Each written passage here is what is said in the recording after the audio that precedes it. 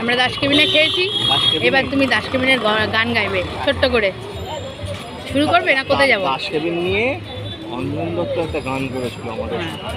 বলো, আমি ধরে আছি মোবাইল। তোমার গান ভুলে গেছি।